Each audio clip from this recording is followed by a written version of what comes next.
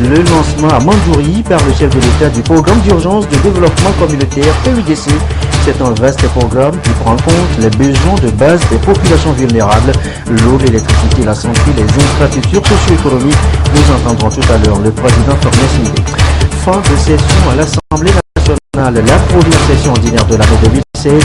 Le bilan des activités a été dressé ce jeudi en plénière. Nous écouterons de larges extraits du discours bilan du président Damat Dramani qui s'est réjoui de la délocalisation en mars dernier, vous rappelez, de la rentrée parlementaire à Kara. Enfin, sport, bientôt le championnat national de lutte codifiée. C'est dans quelques semaines maintenant. 8 clubs vont y prendre part. Ils viennent de faire une démonstration de force à Kara. Ce sont les guêpes maçonnes de Kouya qui s'imposent au forceps. Voilà, madame, monsieur, le sommaire, bienvenue et bonsoir à tous. Et d'abord, ce message de félicitations du président Fornès Singbe adressé à son Excellence, monsieur Manuel Pinto da Costa, président de la République de Sao Tomé-Principe. C'est à l'occasion de la commémoration de la fête nationale de l'île. Une occasion donc pour le président Fornès Singbe de saisir ce jour solennel pour exprimer à son homologue Sao Tomé-Principe ses sincères vœux de santé, de bonheur, ainsi qu'à sa famille et ceux de paix, de prospérité croissante au peuple frère de Sao Tomé-Principe, en vous exprimant mon vif souhait de voir les relations, je cite, d'amitié, de coopération et de solidarité entre nos deux pays se renforcer davantage. Je vous prie d'agréer, monsieur le président, les assurances de ma très haute considération, écrit donc le président Fornès Singbe. Le président Fornès Singbe, nous vous l'annoncions en titre tout à l'heure, arrivé ce matin pour le lancement du PUDC, le programme d'urgence de développement communautaire à Mandjouri. Voici d'abord les images de l'arrivée du chef de l'État à Mandjouri ce matin. Regardez donc avec l'ambiance.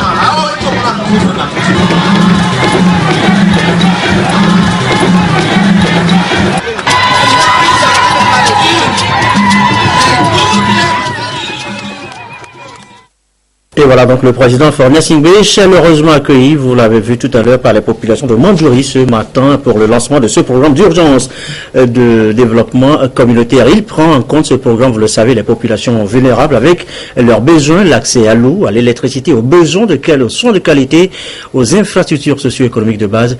Le chef de l'État à l'occasion s'est adressé aux populations. Nous reviendrons dans nos prochaines éditions sur le discours du chef de l'État à l'occasion donc de ce lancement dans les prochaines éditions. Donc.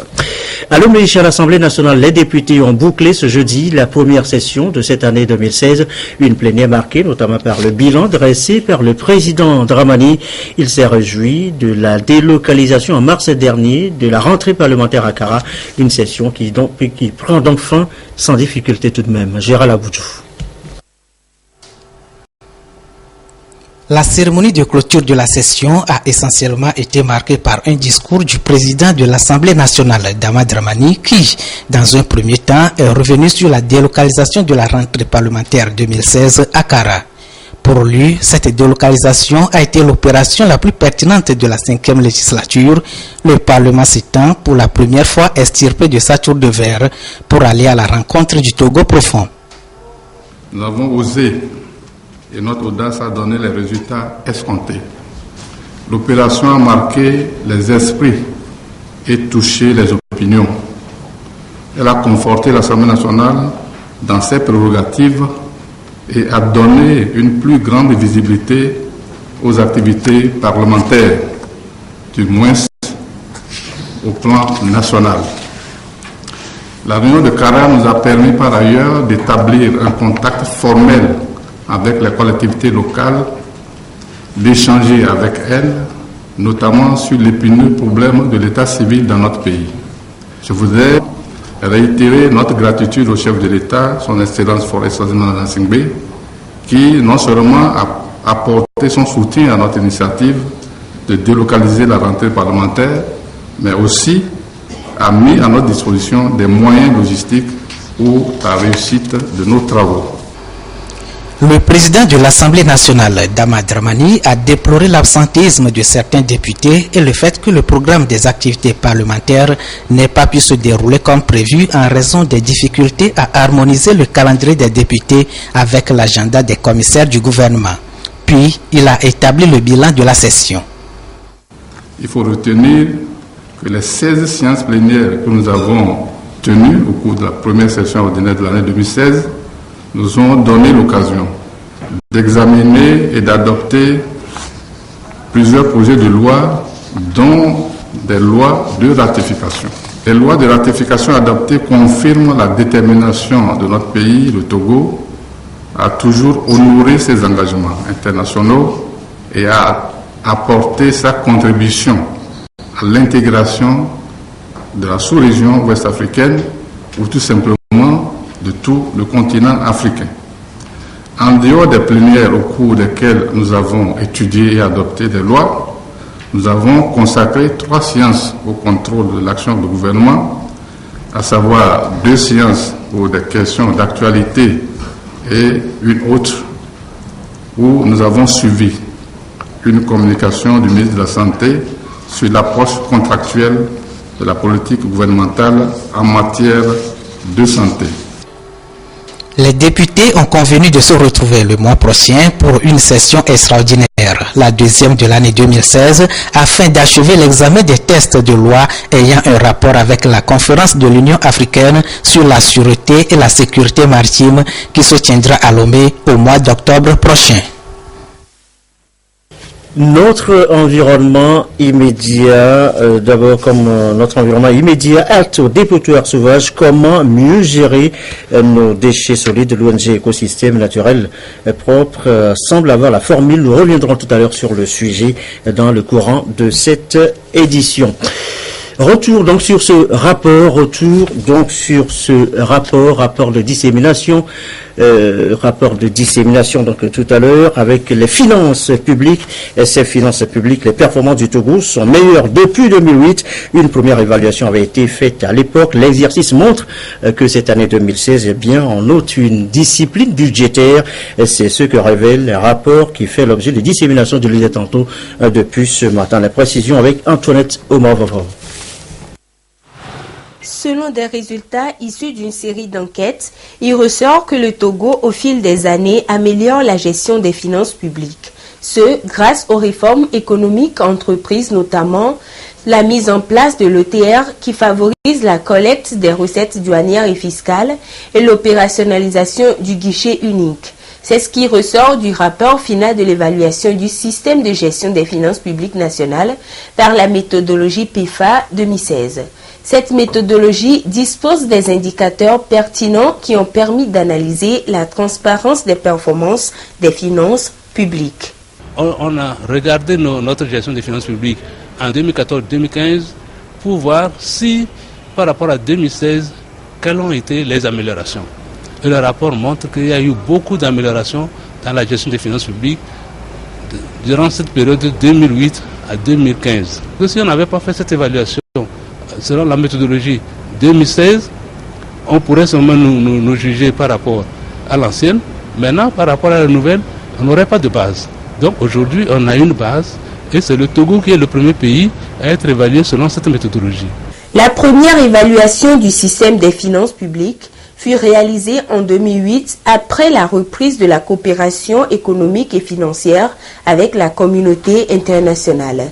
7 ans après, il est important de voir les efforts accomplis, d'identifier les faiblesses afin d'apporter des corrections pour les prochaines réformes. Le ministre Aïdam, représentant le ministre d'État, ministre de l'économie, des finances et de la planification du développement, a réitéré ici l'engagement du gouvernement à poursuivre les réformes. Les politiques de réforme mises en œuvre depuis cette époque par le gouvernement ont donné des résultats satisfaisants. L'exploitation des résultats de ces évaluations a permis l'élaboration et l'adoption en septembre 2010 par le gouvernement d'une stratégie de réforme qui met un accent particulier sur la gestion des finances publiques pour une période de 10 ans, 2010-2020. Cependant, le gouvernement est conscient que d'importantes réformes restent à mettre en œuvre pour consolider les acquis. Selon le rapport, les résultats issus de l'évaluation montrent une amélioration de la performance de la gestion des finances publiques par rapport à 2008. Toutefois, le gouvernement est appelé à poursuivre et à accentuer les réformes afin de prendre en compte les recommandations qui seront issues des discussions de cette session. Notre environnement immédiat maintenant, halte au dépotoir sauvage. Comment mieux gérer nos déchets solides? L'ONG Écosystème Naturel Propre semble avoir la formule. Le projet AfriCompost, il a connu sa première phase. Quel bilan donc pour l'opération? L'inventaire Ramdan Bassine. La prolifération des dépotoirs sauvages dans les agglomérations et leur mauvaise gestion constitue un véritable casse-tête pour le gouvernement, un défi environnemental à relever pour les villes et les populations. Conscients de cet enjeu, les organisations de la société civile prennent position pour renverser la situation. C'est le cas de l'ONG Écosystème Naturel Propre en pro, porteuse du projet AfriCompost. Après 5 années d'activité, l'heure est à la restitution. Au vu de notre site de valorisation et de notre initiative, la commune a dû insérer la valorisation dans son schéma directeur qui, dans les années précédentes, n'existait pas. Je ne veux pas dire que c'est nous qui avons impacté ça, mais quand même ça a dû accélérer les choses au sein de la commune de Lomé. Qu'est-ce qu'on a pu faire en termes de traitement de déchets? Quelle quantité de déchets, quelle quantité de compost sont issus de ce traitement? Quelle quantité a été vendue? Maintenant, quel sera peut-être quel impact sur le plan social? La municipalité et l'université de Lomé, par le biais du laboratoire GTVD, apportent leur soutien à ce projet de valorisation des déchets par compostage. L'appui technique suppose quelle est la meilleure façon d'élaborer, de contribuer à partir des déchets bruts, de contribuer à élaborer du compost. Mais en même temps, comme tout bon produit chimique, il faut contrôler sa qualité. Et c'est là où nous réintervenons en prélevant les échantillons, en allant à la faculté pour faire les analyses, pour voir si ce compost ne comporte pas des produits chimiques dangereux, sachant comment nos déchets sont sortis de nos maisons, c'est en vrac. Dans la perspective de trouver des stratégies de gestion des déchets solides, il convient d'établir des centres de recyclage des déchets, car il y va de la préservation de l'environnement et de la santé publique. Et on le sait tous, chaque jour dans nos maisons, nous produisons des déchets ramassés, et ça et là, des tonnes de déchets finalement acheminés vers des sites de décharge et qui deviennent un autre souci de santé humaine. La préoccupation revient donc comment gérer tous ces déchets, ces décharges publiques en termes de valorisation. Nous posons la question ce soir, élément de réponse dans ce dossier de la rédaction de C'est signé Medina Salami. Selon des estimations de la Banque mondiale, chaque ville en Afrique produit annuellement en moyenne 300 000 tonnes de déchets et seuls 40 à 60% de ces déchets sont collectés.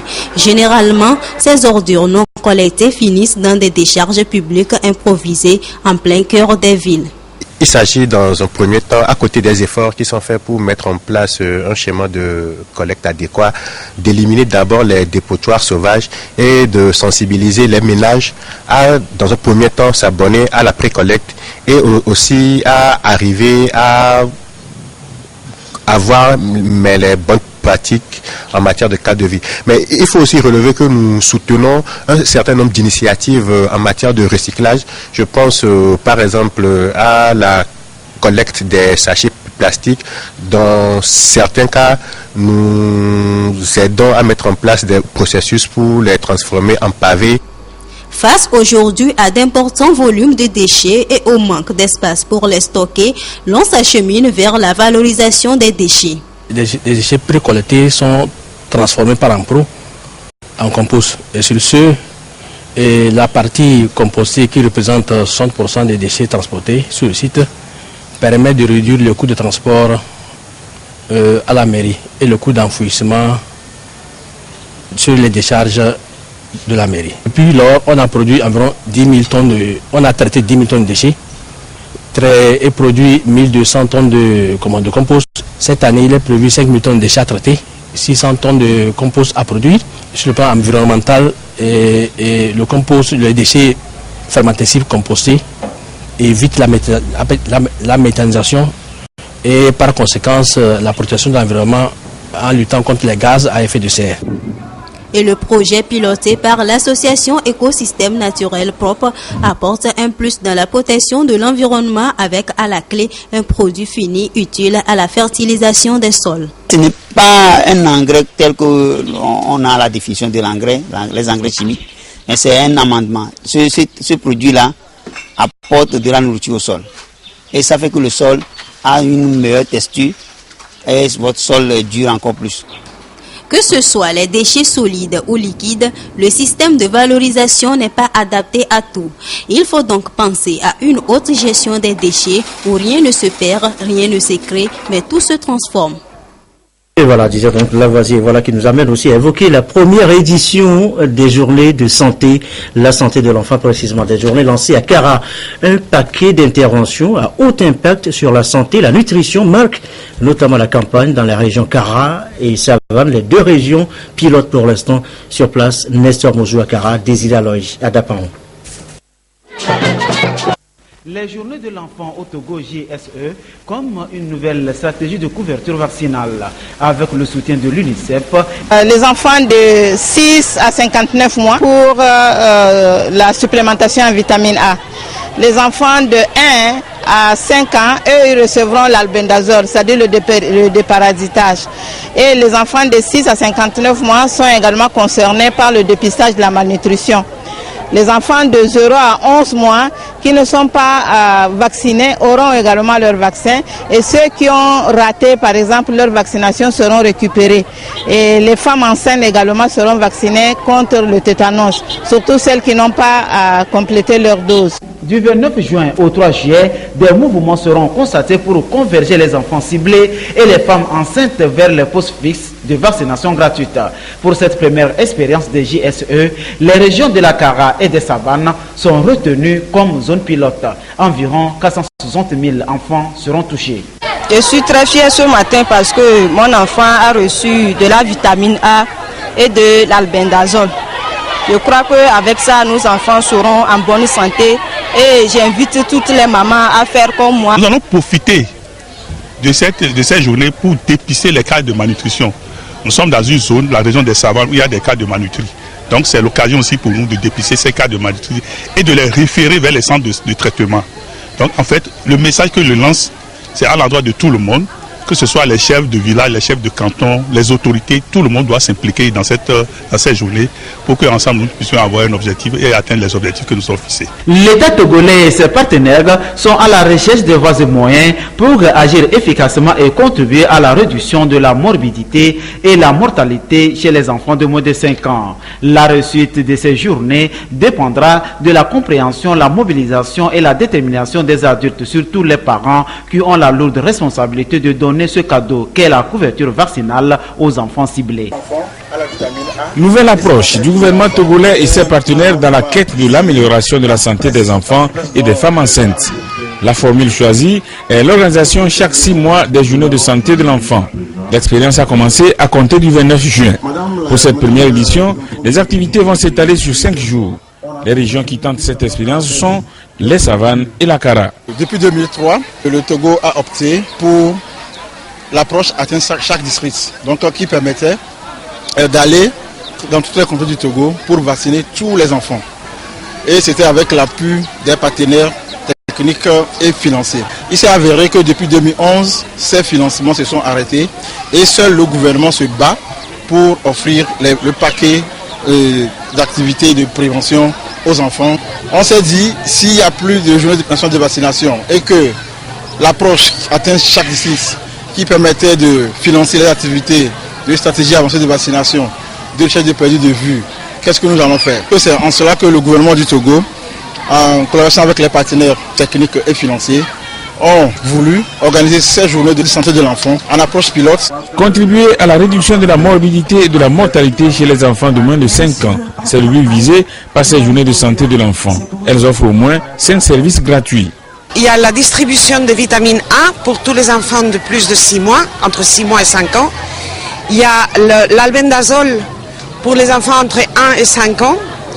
Il y a le dépistage de la malnutrition et la prise en charge des enfants qui sont malnutris, où on leur montre où le faire. Il y a la vaccination des femmes enceintes qui ont raté le vaccin de tétanos.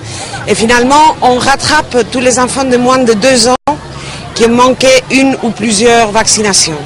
3 stratégies seront utilisées pour atteindre les résultats escomptés. Il y a d'abord la stratégie fixe. La population cible se dirige elle-même vers les centres de santé pour être prise en charge. La seconde est la stratégie avancée.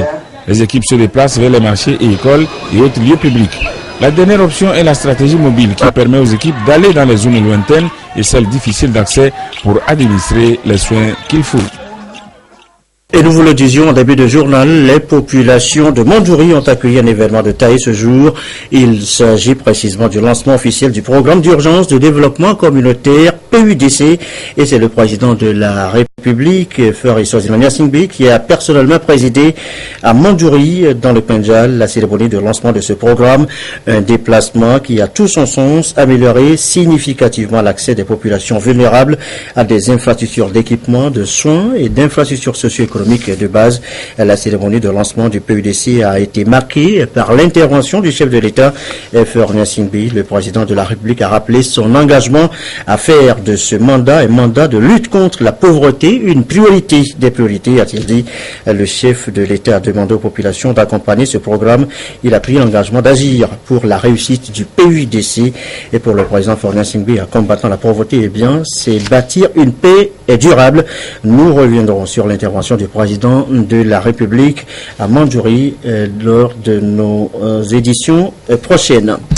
Dans le reste de l'actualité, les 20 ans de la maison de la presse, un jubilé de porcelaine qui va s'étendre sur 8 semaines avec comme point d'orgue le prix de l'excellence à décerner aux meilleures productions journalistiques.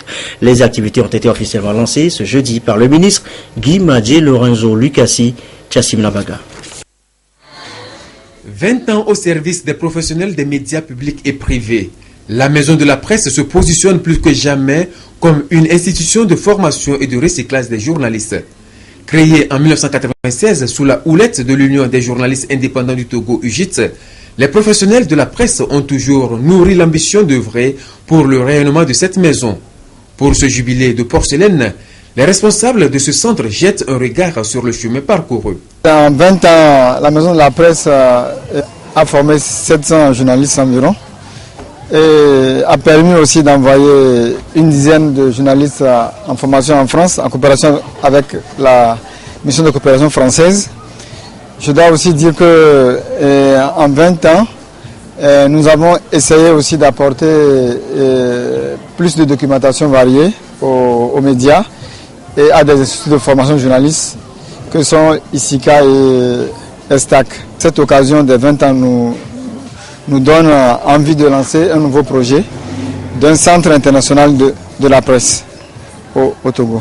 Vitrine de la presse togolaise, la Maison de la Presse, ce haut lieu d'apprentissage, a su garder son dynamisme. Un dynamisme salué par le ministre en charge de la communication. La maison de la presse du Togo est devenue le cadre privilégié des rencontres des acteurs de la presse togolaise, l'agora de circonstances pour les nombreuses formations en faveur des jeunes journalistes, l'espace dédié pour célébrer les différentes manifestations et rencontres en lien avec l'actualité de la presse, le siège de plusieurs organes de la presse privée. Bref, la maison de la presse est simplement muée non seulement en un haut lieu d'apprentissage du métier, mais aussi à le centre de référence de l'histoire médiatique togolais. Et il est heureux de constater en ce jour, 20 ans après, que la dynamique est maintenue. Cet événement sera célébré pendant 8 semaines. Un concours dénommé Prix de l'excellence, dont la dernière édition remonte à 1995, est ouvert à l'endroit de tous les journalistes de tous les médias. Ceci pour primer les meilleures productions et mettre davantage la lumière sur la maison de la presse.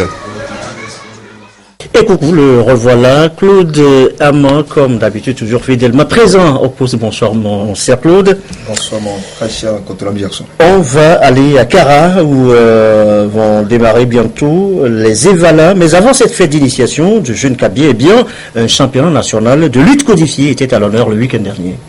Effectivement, Gerson, le bureau exécutif de la Ligue de la lutte de Kara a initié cette compétition pour mettre en forme ses lutteurs avant le championnat national de la lutte codifiée prévu dans la cause.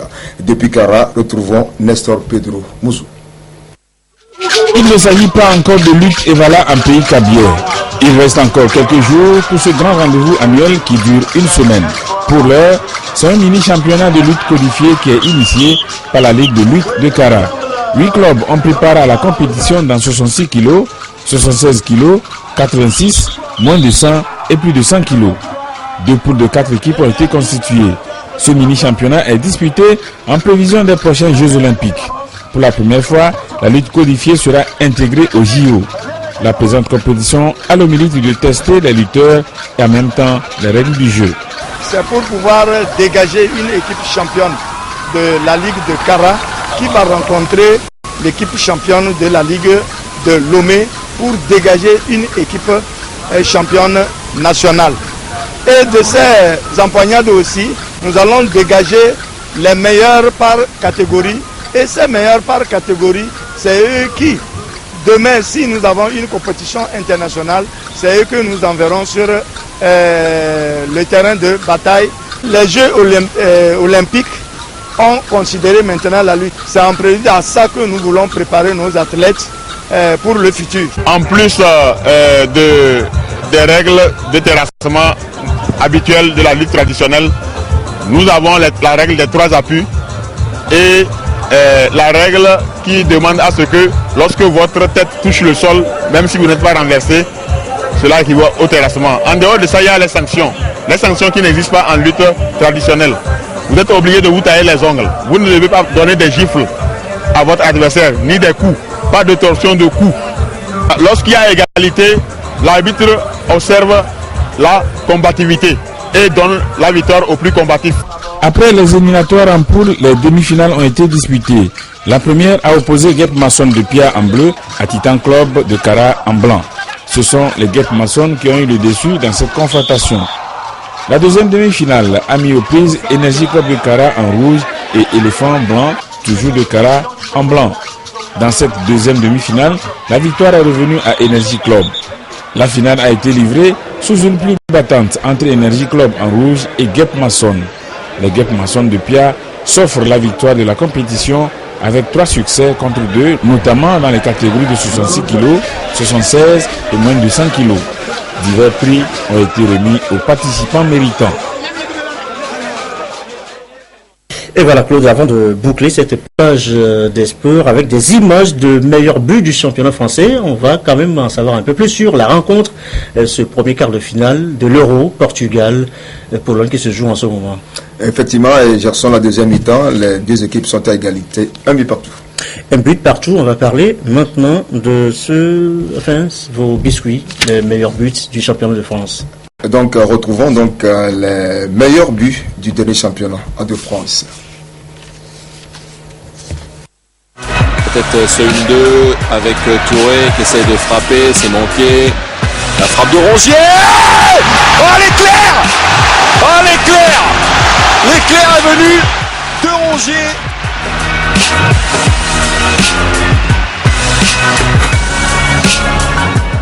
Philippe Otto qui perce plein champ avec le soutien de Didier Ndong. Ndong qui va peut-être frapper, la frappe d'Ndong. Oh, quel but pour Lorient!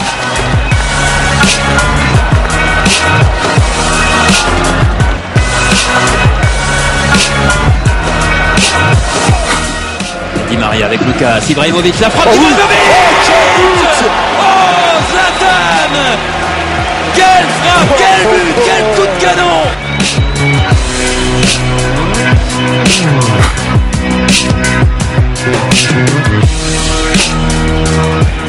Quel but, quel chef-d'œuvre réussi par le franco-turc Thuram.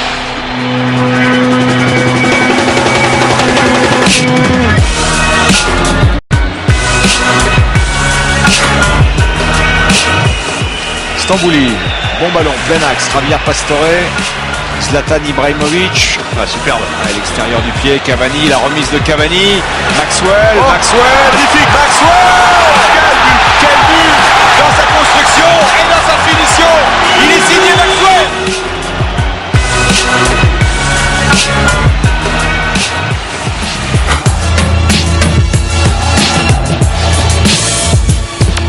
Il est passé Lucas, il est passé, il va tenir ce ballon, le remettre dans la...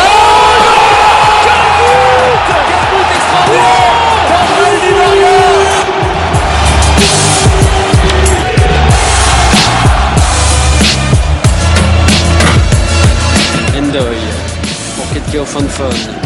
Sounou, Ketkeo Fonfon. Saïs. Endoy. Ça c'est bien fait. Une touche de balle avec Mangani. Capel. Oh, quelle inspiration!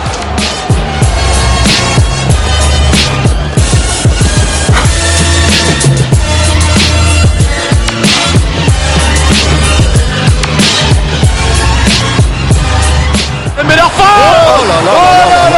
Il continue à nous régaler! Le festival continue!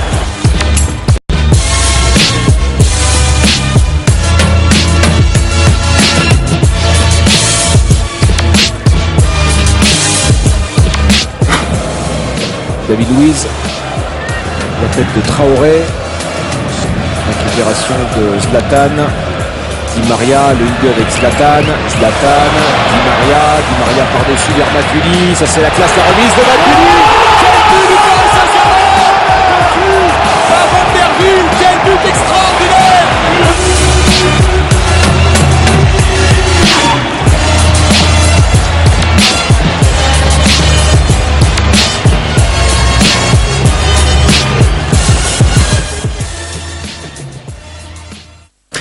Bien. J'espère que tu as aimé. Oui, beaucoup. Et merci beaucoup, Claude, pour toutes ces belles images. Quelques communiqués avant de cette édition du soir, communiqué du ministère du Développement à la base de l'artisanat, de la jeunesse et de l'emploi des jeunes.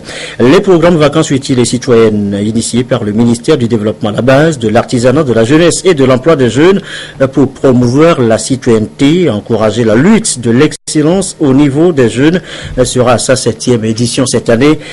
Pour cette nouvelle édition, les principales activités programmées sont les suivantes. Colonie de vacances au profit des lauréats du BEPC du 12 au 21 août 2016. Centre aéré de vacances à l'endroit des jeunes âgés de 15 à 25 ans du 22 août au 3 septembre 2016. Stage d'excellence pour les meilleurs étudiants en fin de cycle ou de formation professionnelle à compter du 1er août 2016. Comme pour les éditions passées, la liste des jeunes concernés par la colonie de vacances et la modalité d'inscription pour le centre aéré seront publiés le moment venu dans le quotidien national Togo Presse et sur les radios locales.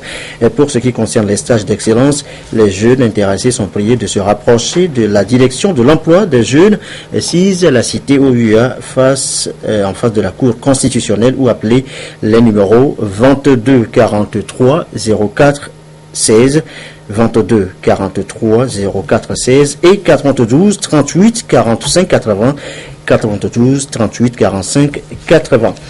Dans le cadre de l'opération Togo Propre instituée tous les premiers samedis du mois, le gouvernement rappelle à la population togolaise que celle-ci aura lieu le samedi 2 juillet 2016 et l'invite à y participer massivement. Toutes les autorités locales, notamment les préfets, les présidents des délégations spéciales, les chefs cantons, les chefs de village et de quartier, ainsi que les syndicats, les comités de développement des villages et des quartiers, les associations de protection de l'environnement sont priés de prendre les dispositions nécessaires pour assurer l'effectivité de cette opération. Les responsables des administrations publiques et privées sont également priés de mobiliser leurs agents afin de contribuer au succès de cette journée. Il y va de la qualité de notre environnement et de notre santé.